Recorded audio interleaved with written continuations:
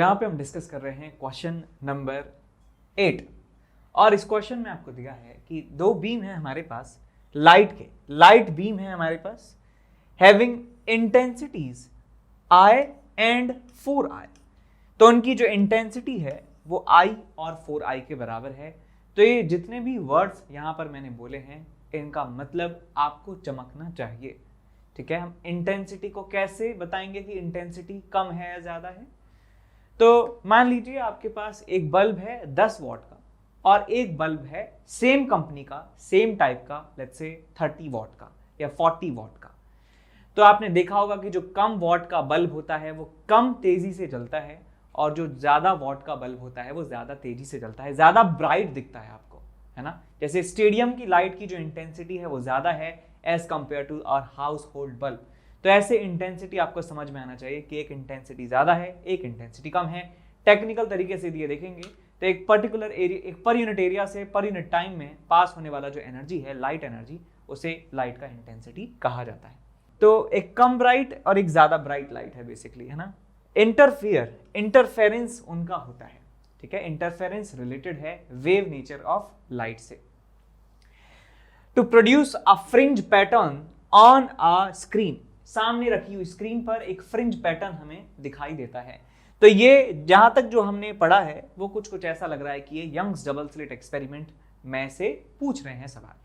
Because Young's double slit experiment में भी दो हमारे पास लाइट सोर्स होते थे S1 और S2 और वहां से निकलने वाली लाइट का इंटरफेरेंस देखा जाता था सामने वाली स्क्रीन पर और वहां में मैक्सिमा मिनिमा अलग अलग जगह पर मिलते थे और उस पूरे पैटर्न को फ्रिंज पैटर्न कहा जाता था। The phase difference between the beams is pi by 2 at point A and pi at point B. The difference between the resultant intensities at A and B is equal to. तो यहां मैं मान लेता हूं कि हमारे पास दो सोर्सेज हैं, एक हमारे पास सोर्स है S1, एक हमारे पास सोर्स है S2। यहां पर जो लाइट की इंटेंसिटी है वो I के बराबर है और यहां पर जो लाइट की इंटेंसिटी है वो 4I के बराबर है। सामने यहां पर एक स्क्रीन रखी हुई है, यह है साहब आपकी स्क्रीन, और स्क्रीन पर हम जानते हैं कि यहाँ पर जो पाथ का डिफरेंस होता है वो 0 के बराबर होता है। पाथ का डिफरेंस होता है यहाँ पे 0 के बराबर मान लीजिए, और फेज डिफरेंस भी यहाँ पे 0 के बराबर होता है। Phase difference is also 0। मान लीजिए कोई पॉइंट यहाँ पर है पॉइंट ए, जहां पर फेज का जो डिफरेंस है डेल्टा फाई वो किसके बराबर है, पाई बाई 2 के बराबर। और दूसरा पॉइंट है आगे बी, जिस पॉइंट पर पाथ फेज का जो डिफरेंस है वो पाई के बराबर है। फेज का डिफरेंस पाई के बराबर है। समझ गए कि यहां जो वेव जा रही है ए पॉइंट पर मिल रही है, फेज का डिफरेंस है पाई बाई 2, और जो वेव मिल रही है पॉइंट बी पर, जो वेव मिल रही है पॉइंट बी पर, उस वेव का जो फेज एंगल है, फेज डिफरेंस है उनके इंटरफेरेंस का, उनके बीच में, वो पाई के बराबर है। तो मुझे बताना है कि यहां पर जो रिजल्टेंट इंटेंसिटी होगी और यहां पर जो रिजल्टेंट इंटेंसिटी होगी उनका डिफरेंस कितना होगा। तो इसके लिए हमारे पास एक फॉर्मूला होता है रिजल्टेंट इंटेंसिटी का, I रिजल्टेंट इसे कहा जाता है। I resultant is equal to I1 plus I2 plus 2 times under root of I1 into under root of I2 into cos of delta phi. ये फॉर्मूला हमारे पास होता है इंटेंसिटी के लिए। जब दो तरह की इंटेंसिटीज I1 और I2 किसी एक पॉइंट पर इंटरफियर करती हैं at a particular phase angle delta phi, तो रिजल्टेंट जो इंटेंसिटी हमें मिलता है वो I रिजल्टेंट के बराबर होता है। सिमिलरली एक फॉर्मूला होता है हमारे पास रिजल्टेंट एम्पलीट्यूड का, वो होता है हमारे पास A1 square plus A2 square plus 2 times A1 into A2 into cos of delta phi का अंडर रूट। एक फॉर्मूला ये होता है एम्पलीट्यूड के लिए, इंटेंसिटी के फॉर्मूला होता है ये। तो यदि मैं बात करूं एट पॉइंट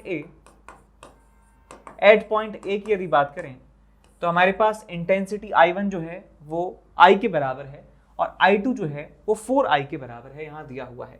I और 4I दो तरह की जो इंटेंसिटी हैं, दो तरह की लाइट हमें यहाँ पर इंटरफेरेंस इनका करवाना है। तो भाई सारी वैल्यू डालिए यहाँ पे।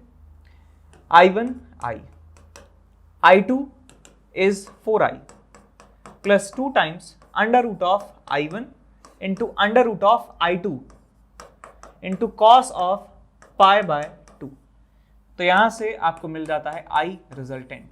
I रिजल्टेंट की वैल्यू आपको मिल जाएगी i प्लस 4i प्लस ये 2 और 2 4i into cos pi by 2 होता है 0 के बराबर, तो ये वाला टर्म बन जाएगा 0 के बराबर। तो resultant intensity at point A आपको मिल जाएगा 5 टाइम्स i के बराबर।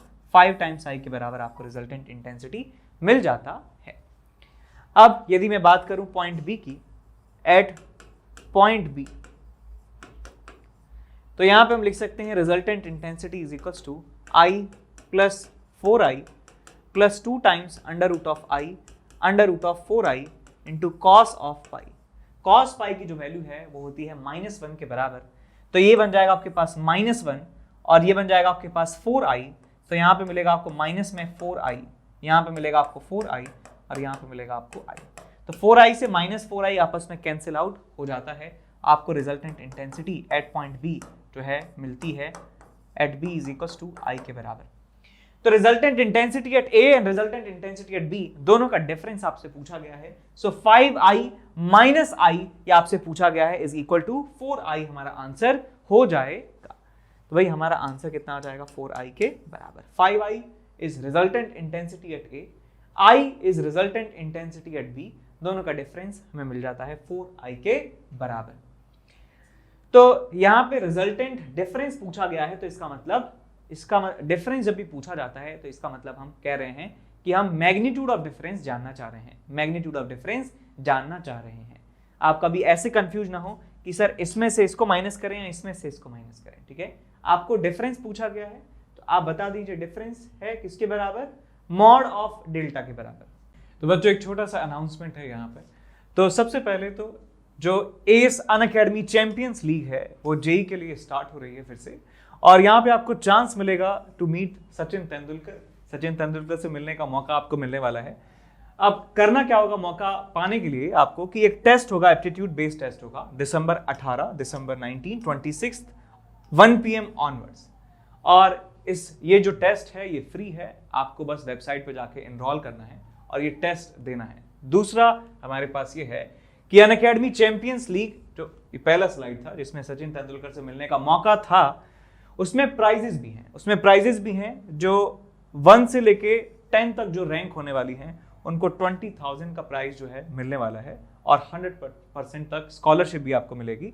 और 11 से 30 के लिए 10,000 का कैश प्राइज, और 31 से 50 के लिए 6,000 का कैश प्राइज आपको मिलने वाला है, और साथ में स्कॉलरशिप भी यहाँ पर होने वाली है। और यहाँ पर आप देख चुके हैं कि जो रैंक फर्स्ट है उसके लिए 1 लाख का प्राइज है, और यहाँ पे ये ग्रुप स्टेज के लिए था, है ना, ये ग्रुप स्टेज के लिए था, ये फाइनल्स के लिए है। ये सारे जो हैं प्राइजेस आपको यहाँ पे मिल सकते हैं। तो एप्टीट्यूड टेस्ट के लिए आपको करना है, डेट्स कौन कौन सी हैं, 18, 19, 26 और 1 बजे जो है दोपहर में आपको ये टेस्ट मिलने वाला है। उसके बाद बात करते हैं यहाँ पे कि IIT-JEE के लिए मेगा कॉम्बैट होने वाला है 19 दिसंबर। 19 दिसंबर को, ज़्यादा दूर नहीं है, 11 AM को ये होने वाला है क्लास 11th, 12th और 13 के लिए। 60 मिनट का पेपर होगा और उसमें सिर्फ और सिर्फ 21 क्वेश्चन आपको मिलने वाले हैं, ठीक है। तो लगभग जो है 3 मिनट से थोड़ा सा कम जो है टाइम आपको मिलेगा, जो सफिशिएंट है सवालों को करने के लिए। और 500 जो लकी पार्टिसिपेंट्स होंगे उनको जो है प्राइज मिल सकते हैं, मैकबुक एयर, आईपैड, सैमसंग का एक फोन और JBL के हेडफोन्स और अमेजॉन के वाउचर्स। उसके बाद हमारा अगला अनाउंसमेंट है कि क्लास 11th का जो है बूट कैंप जो है लग रहा है, और जो बच्चे IIT-JEE 2023 को जो है टारगेट कर रहे हैं उनके लिए होने वाला है। और 12th मूविंग स्टूडेंट्स हैं, और उनमें होगा क्या कि क्लास 11th का जो है वो रिवीजन आपको करवाया जाएगा, और एग्जाम कैसे अटेम्प्ट करना है वो स्ट्रेटेजी आपको यहाँ पे समझाई जाने वाली है, और मोटिवेशनल सेशन जो है वो यहाँ पर होंगे। उसके बाद हमारा अगला अनाउंसमेंट है कि ये जो डे 1 पे जो क्लासेस आपको होने वाली हैं वो यहाँ पे शेड्यूल आपको दिखाया हुआ है कि 9 से 11, 9 से 10, स्क्रीनशॉट ले सकते हैं आप इसका। देखिए ये जो है सारी क्लासेस और आपकी जो टॉप टीचर्स हैं वो यहाँ पे जो है मेंशन है। उसके बाद कुछ बैचेस की अनाउंसमेंट है, तो यहाँ पे देख सकते हैं कि 15 दिसंबर को बैच स्टार्ट हो रहा है। स्ट्राइकर बैच है जो JEE मेन 2020 के एस्पिरेंट्स हैं उनके लिए, JEE मेन और एडवांस दोनों के लिए यहाँ पे रैपिड रिवीजन 2.0 जो है बैच स्टार्ट हो रहा है। और यहाँ पे हमारे पास स्टार्ट हो रहा है excellence batch for class 11th for JEE main and advance 2023। जो बच्चे एग्जाम देंगे, अपना अटेम्प्ट देंगे 2023 में, उनके लिए ये बैच जो है स्टार्ट हो रहा है। यहाँ पे जो है सारे जो टॉप टीचर्स हैं वो आपको पढ़ाने वाले हैं और बैच स्टार्ट होगा 15 दिसंबर को। तो आप जो है अपने मोबाइल में रिमाइंडर भर लीजिए, 15 दिसंबर को बैच स्टार्ट हो रहा है। यदि आप और आपका या कोई जानने वाला जो है वो 2023 में जेई फोड़ना चाहते हैं तो आप ये बैच ज्वाइन जरूर कीजिए, ठीक है। तो यहाँ पे आप देख सकते हैं कि क्या क्या यहाँ पे होने वाला है बैच के साथ, ठीक है। तो यहाँ पे क्वेश्चन डिस्कस कर रहे हैं। सवाल में आपको दिया है कि थिन स्फेरिकल शेल है, थिन स्फेरिकल शेल है जिसका रेडियस कैपिटल आर है, is cut into 2 equal halves and then each of its halves is charged to the same uniform surface charge density sigma. If F is the force exerted on each half to keep them at equilibrium, then F is proportional to. तो हमें F बताना है कि किस ये proportional होने वाला है। तो यहाँ आप देख सकते हैं सवाल कि हमारे पास एक कंप्लीट स्फीयर है, स्फेरिकल शेल है और इसको काट दिया जाता है। तो हमारे पास दो इक्वल हाफ्स जो हैं मिल जाते हैं और उनको यूनिफॉर्म चार्ज डेंसिटी से चार्ज कर दिया जाता है और ऐसे पास पास ले आया जाता है। तो क्योंकि ये भी पॉजिटिवली चार्ज है, ये भी पॉजिटिवली चार्ज है, सेम तरह का चार्ज है, तो ये एक दूसरे को रिपेल करने वाले हैं। तो ये रिपल्शन की वजह से दूर दूर ना हो जाएं, इसलिए हम इनको एक्सटर्नल फोर्स लगाकर इनको बांध के रखा हुआ है कि जिससे एक्सटर्नल फोर्स और रिपल्सिव फोर्स आपस में बराबर हो जाएं और पूरा सिस्टम जो है इक्विलिब्रियम में आ जाए। तो ये हम यहां पर कर रहे हैं। तो हमें बताना है कि कितना फोर्स हमें बाहर से लगाना होगा to keep the whole system in equilibrium. तो पूरे सिस्टम को इक्विलिब्रियम में रखने के लिए कितना फोर्स हमें यहां पर लगाना पड़ेगा, ये हमें कैलकुलेट करना है। तो यहां पे आप डायग्राम बना लीजिए, यहां पे आप डायग्राम बना लीजिए इस तरीके से। ये हमारे पास पूरा स्फीयर है और ये हमारे पास एक हेमिस्फीयर ये है, दूसरा हेमिस्फीयर ये है और इसके ऊपर चार्ज लगा हुआ है।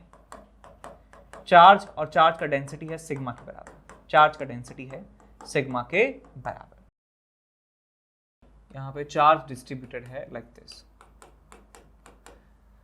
अब देखिए साहब, हमने एक बात पढ़ी है कि कोई कंडक्टर है और कंडक्टर की प्रॉपर्टी क्या है कि चार्ज जो है सरफेस पर रहता है और कंडक्टर के किसी भी एक पार्ट पर इलेक्ट्रोस्टैटिक प्रेशर की वैल्यू होती है sigma square upon 2 epsilon naught के बराबर। ये फॉर्मूला आपको याद होना चाहिए। Electrostatic pressure on the surface of a conductor is equal to sigma square upon 2 epsilon naught. तो ये शेल जो है, शेल के ऊपर चार्ज सरफेस पर डिस्ट्रीब्यूटेड है, यूनिफॉर्म डिस्ट्रीब्यूशन है। तो हम ये वाला formula sigma square upon 2 epsilon naught इसके लिए भी अप्लाई कर सकते हैं, इसके लिए भी अप्लाई कर सकते हैं बिकॉज यहां पर चार्ज का जो डिस्ट्रीब्यूशन है वो कंडक्टर की तरह ही है। यदि यहां पे एक मेटल का ये स्फीयर होता तो भी चार्ज का डिस्ट्रीब्यूशन ऐसा ही होता। अब हमें किसी भी पॉइंट पर प्रेशर पता चल चुका है, sigma square upon 2 epsilon naught के बराबर है, हर जगह प्रेशर बराबर है। तो मैं क्या कर रहा हूं, यहां पे एक छोटा सा एलिमेंट मैं यहां पर ले रहा हूं। मैं यहां इस लाइन से, हॉरिजॉन्टल से एंगल थीटा बनाते हुए एक डी थीटा एंगल सबटेंड करते हुए एक एलिमेंट लिया और ऐसा ही एलिमेंट जो है नीचे भी होगा और पूरा एक रिंग मैंने ले लिया, एक पूरा मैंने रिंग यहां पर ले लिया है, पूरा एक रिंग यहां पर ले लिया है डी थीटा, ये एंगल है थीटा।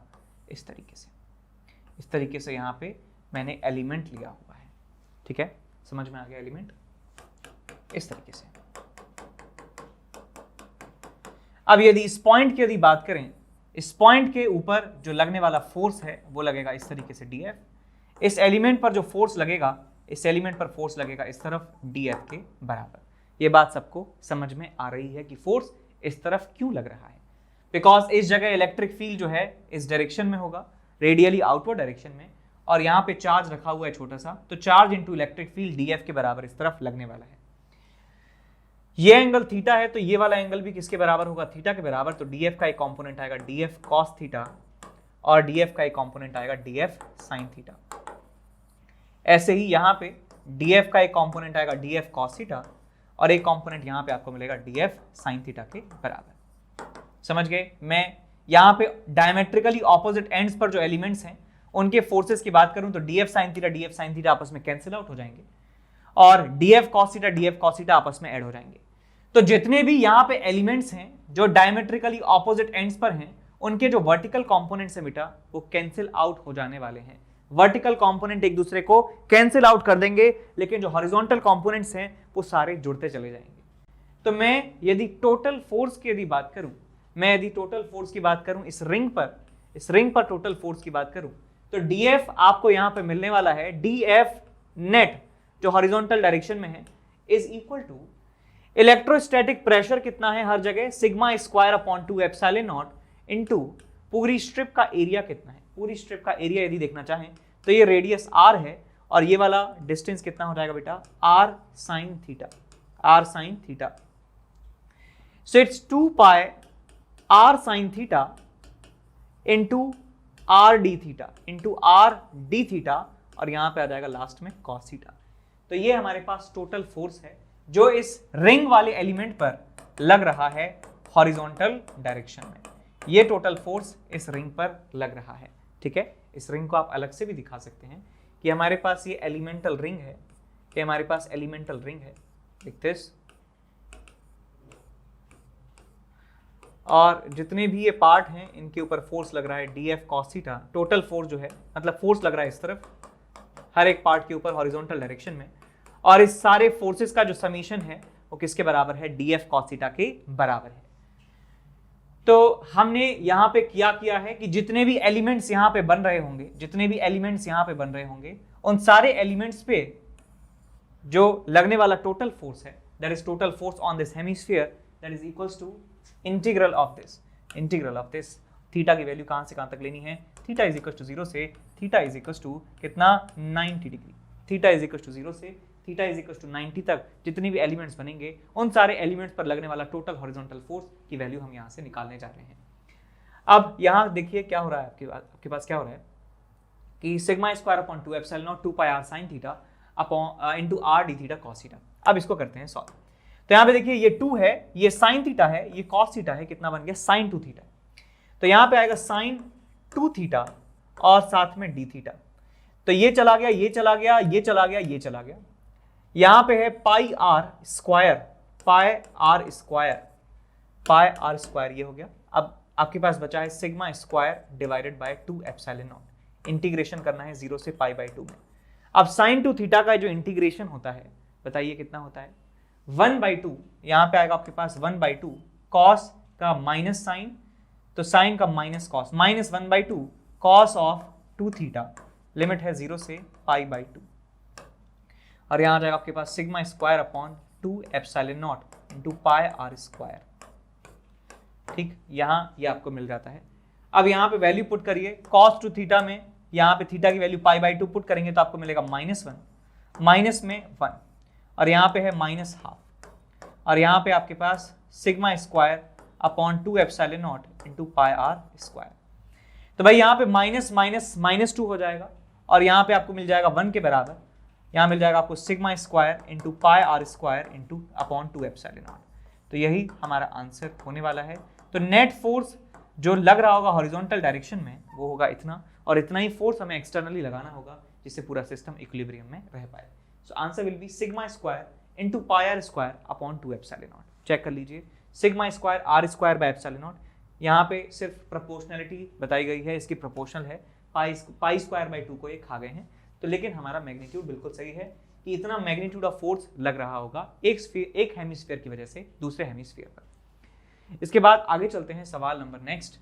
एक पॉइंट सोर्स है लाइट का, is placed at a distance h below the surface of a large deep lake, neglecting the partial reflection of light during refraction. Refraction जो है पार्शियल रिफ्लेक्शन को आपको ignore करना है। The percentage of light energy that escapes from the water surface is equal to, तो water के surface से कितना परसेंट एनर्जी जो है वो निकल जाती है, ये हमें कैलकुलेट करना है। ये सवाल जेईई मेन में आया हुआ है और ये सवाल काफी इंपॉर्टेंट है। ऐसे सवाल जो है रिसेंट ट्रेंड में काफी पूछे गए हैं, इधर उधर बदल के किसी ना किसी चैप्टर में घुसा के इस कॉन्सेप्ट को पूछा जाता है। इतना ये वर्सेटाइल कॉन्सेप्ट है, इसको समझिए, इससे रिलेटेड जो फॉर्मूले हैं उनको याद भी रखिए। तो यहां पर आप देख सकते हैं कि एक हमारे पास लेक है, काफी बड़ी लेक है, और ये लेक का जो डेप्थ है वो भी काफी ज्यादा है। हमसे कहा गया है कि एक पॉइंट सोर्स है, एक पॉइंट सोर्स है जो इसकी सरफेस से h हाइट नीचे है, इसकी सरफेस से h हाइट नीचे हमारे पास एक पॉइंट सोर्स है। अब पॉइंट सोर्स से निकलने वाली लाइट जो बाहर निकल जाती है उसका परसेंटेज पूछा जा रहा है। तो क्या इसका आंसर 100% नहीं होना चाहिए? क्या सारी की सारी लाइट यहां से निकल के वहां नहीं जाएगी क्या? तो जवाब है नहीं, जवाब है नहीं। क्यों नहीं? बिकॉज ये पॉइंट सोर्स है और ये पॉइंट सोर्स हर डायरेक्शन में लाइट को इमिट करता है। पॉइंट सोर्स हर डायरेक्शन में लाइट को इमिट करता है, तो कुछ लाइट इसकी नीचे जाने वाली है, कुछ लाइट इसकी बाहर निकलने वाली है, और बाहर निकलने वाली लाइट की भी यदि बात करें, बाहर निकलने वाली लाइट की भी यदि बात करें तो आपको ये मालूम होगा कि जब लाइट क्रिटिकल एंगल पर आकर पड़ती है तो लाइट पैरेलल टू सरफेस निकल जाती है, पैरेलल टू सरफेस निकल जाती है। यदि ये लाइट क्रिटिकल एंगल पर पड़ेगी तो ऐसे ये निकल जाएगी, और क्रिटिकल एंगल से ज्यादा एंगल पर पड़ने वाली लाइट रिफ्लेक्ट हो जाती है, क्रिटिकल एंगल से ज्यादा एंगल पर पड़ने वाली लाइट रिफ्लेक्ट हो जाती है। तो हमें सिर्फ उन लाइट्स को कंसीडर करना है जो लाइट की रेज क्रिटिकल एंगल से कम एंगल बनाती हैं। तो क्रिटिकल एंगल से कम एंगल बनाएंगी तो ये बाहर निकल जाएंगी, क्रिटिकल एंगल से कम एंगल बनाएंगी तो ये बाहर निकल जाएंगी। तो हमें सिर्फ उन लाइट रेज को देखना है जो लाइट रेज क्रिटिकल एंगल से कम एंगल बना रही हैं, यानी कि यहां से इधर वाली लाइट, यहां से इधर वाली लाइट। तो हमें यहां पे देखें तो यहां पर आपको एक रिंग दिखाई देती है जिसे सर्कल ऑफ इल्यूमिनेंस भी कहा जाता है। काफी बार पढ़ चुके हैं, एनसीईआरटी में भी है ऐसा कुछ सवाल, और आपने पढ़ा भी होगा अपने इस चैप्टर की स्टडी के दौरान। तो ये वाला जो पार्ट है ये चमक जाता है, चमक उठता है। ये वाला जो पार्ट है, ये वाला जो पार्ट है ये चमक उठता है बेचारा, और ये वाला जो पार्ट है ये डार्क रहता है, ये वाला पार्ट डार्क रहता है। तो आप यहां देखिए ध्यान से, आप देखिए यहां ध्यान से कि एक कोन आपको मिल रही है, एक कोन आपको मिल रही है, एक कोन आपको यहां पे मिल रही है। ये जो कोन है, इस कोन से निकलने वाली लाइट तो बाहर जा रही है, लेकिन इस कोन के बाहर जो भी लाइट है वो बाहर नहीं निकल पा रही है। यहां पे मैं आपको कोन बना के दिखाता हूं। ये साहब हमारे पास एक कोन है, और इस कोन से निकलने वाली जो लाइट है वो बाहर निकल पा रही है, लेकिन कोन के अंदर वाली लाइट बाहर निकल पा रही है, लेकिन जो इसके बाहर वाली लाइट है वो सराउंडिंग में नहीं पहुंच पा रही है। कोन के इस तरफ, कोन के इस तरफ वाली लाइट बाहर नहीं जा पा रही है। तो मुझे कैलकुलेट करना होगा ये लाइट का अमाउंट कितना है और टोटल अमाउंट कितना है, उनका जो रेशियो है का इनटू 100 वो आपसे पूछा गया है। तो चलिए निकालते हैं इसको। तो जब हमारे पास कोन्स का कंपैरिजन होता है, कोन्स का कंपैरिजन तो हम सॉलिड एंगल से करते हैं, सॉलिड एंगल से करते हैं। तो आप देखिए ध्यान से भैया, ये एंगल तो है क्रिटिकल एंगल, ये एंगल क्या है? क्रिटिकल एंगल है। ये एंगल क्रिटिकल एंगल है तो ये भी एंगल क्रिटिकल एंगल के बराबर है। क्रिटिकल एंगल निकालिए। So 4/3 into sine of C is equal to 1 into sine of 90। तो यहां से आपको साइन C की वैल्यू मिल जाती है किसके बराबर? 3/4 के बराबर आपको साइन C की वैल्यू मिल जाती है। अब साइन C आपको इतना मिल चुका है 3/4, तो आपको मिल जाएगा ये √7। यहां से आपको cos C की वैल्यू मिल जाती है कितनी? cos C is equal to √7 divided by 4। ये होता है आपके पास 2.64 के आसपास, और ये आता है 4 के बराबर। तो आपके पास ये 0.6 4 24 2 0.66 आपको यहां पे मिलता है cos C की वैल्यू। अब देखिए बेटा, ये हमें cos C की वैल्यू मिल चुकी है, तो मैं ये सॉलिड एंगल निकाल सकता हूं कि ये सॉलिड एंगल कितना है। सॉलिड एंगल आप निकाल सकते हैं कोन के हाफ एंगल से। फॉर्मूला होता है हमारे पास ये solid angle is equals to 2π1 minus cos of half angle, cos of half angle which is equal to C। तो यहां से आपको मिलेगा 2π 1 माइनस 0.66, तो यहाँ पे आपको मिल जाएगा 2 पाई इंटू 0.34। ये स्टेरेडियन में आपको आंसर मिल जाता है। अब आप देखिए बेटा, ये जो पॉइंट सोर्स है ये बेसिकली एक कोन नहीं, ये बहुत सारी कोन बना रहा है। इसकी जो लाइट है वो हर जगह से निकल रही है, तो मैं कह सकता हूं कि जो टोटल लाइट निकल रही है वो 4 पाई के बराबर बना रही है सॉलिड एंगल। 4 पाई के बराबर क्यों? देखिए यहां पे कॉन्सेप्ट समझिए कि जो हेमिस्फीयर होता है वो अपने सेंटर पर 2 पाई स्टेरेडियन के बराबर सॉलिड एंगल बनाता है। एक कंप्लीट स्फीयर जो है अपने सेंटर पर 4 पाई स्टेरेडियन के बराबर सॉलिड एंगल बनाता है। हेमिस्फीयर 2 पाई बनाता है, और कोई भी एक हाफ एंगल अल्फा वाली जो कोन है वो 2 पाई 1 माइनस कॉस अल्फा के बराबर सॉलिड एंगल बनाती है। तो मैं यहाँ पर लिखूंगा कि ये जो 4 पाई स्टेरेडियन एंगल है, 4 पाई स्टेरेडियन एंगल वाला जो कोन है, 4 पाई स्टेरेडियन एंगल वाला जो कोन है वो टोटल एनर्जी इमिट करता है ई के बराबर। टोटल एनर्जी इमिट करता है ई के बराबर, बिकॉज हमारा जो सोर्स है वो स्फेरिकल फॉर्म में एनर्जी को इमिट कर रहा है। स्फेरिकल जो है वेव फॉर्म हमें यहाँ पर मिल रहे होंगे। तो टोटल एनर्जी 4 पाई सॉलिड एंगल से बाहर निकल रही है, सोर्स से बाहर निकल रही है, और 2 पाई इंटू 0.34 सॉलिड एंगल से लाइट बाहर निकल रही है, सराउंडिंग में पहुंच रही है। तो यहाँ पे मैं यूनिटरी मेथड लगाने वाला हूँ, बिकॉज 4 पाई सॉलिड एंगल से एनर्जी निकल रही है ई, तो 1 स्टेरेडियन एंगल से जो एनर्जी निकलेगी that will be equal to E upon 4 pi, और यहाँ पे मैं लिखूंगा 2 पाई इंटू 0.34 स्टेरेडियन एंगल से जो एनर्जी निकलेगी that will be E divided by 4 pi into 2 pi into 0.34। तो यहाँ से आप देख सकते हैं आपको एनर्जी की जो वैल्यू मिलने वाली है 2 पाई से गया पाई, 2 से चला गया 2 बार, ये गया आपके पास 0.17 पार्ट। तो जो एनर्जी हमें मिलती है E dash is equal to 0.17 times E.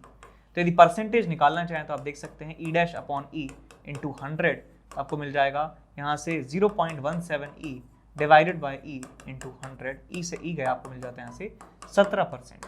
तो 17% एनर्जी बाहर निकल पाती है सराउंडिंग में, बाकी जो एनर्जी है वो ट्रैप हो जाती है, अंदर ही रह जाती है कंटेनर में।